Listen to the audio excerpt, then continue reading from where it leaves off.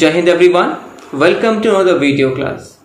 In the last class we already had talked about the main important topic of the chapter what we already had started, coal and petroleum, that is natural resources, and also the types of it. Today in the continuation of the same chapter we will discuss a new topic, but before that we need to recapitulate everything what we had discussed. So let's start with the natural resources in short, and then we will start a new topic.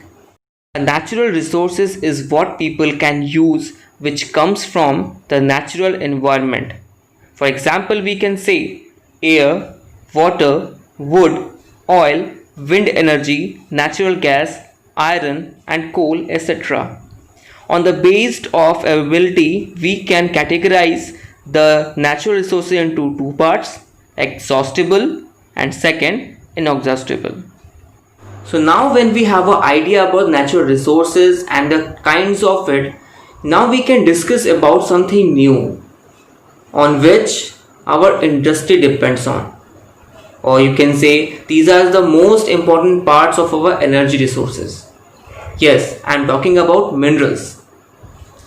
Minerals, broadly speaking, they are actually found in as per a chemical compound but in a pure form. Okay, they are found in the lithosphere, which is uppermost layer of the earth. So now we will talk about minerals and some examples of it widely. Okay, so come on, let's have a look on the minerals.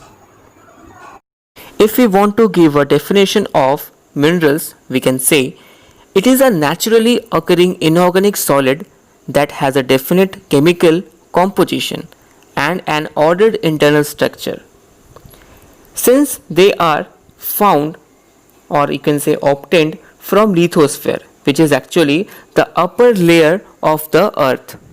So broadly speaking, it is a solid chemical compound that occurs naturally in the pure form.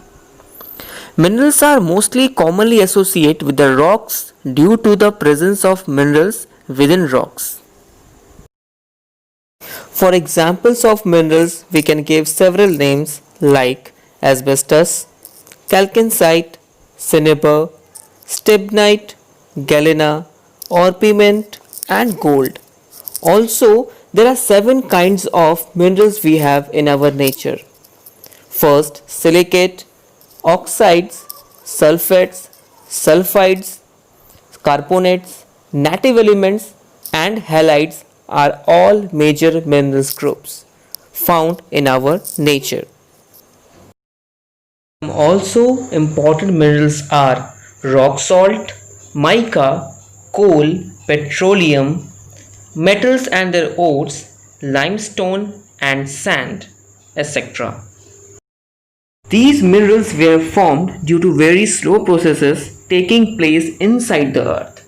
These minerals are distributed in the earth crust differently. So obviously the location of the different minerals are different. These minerals are mined from the earth and processed to obtain useful products, just like for energy kind of thing, for decorative or for the ornamental use.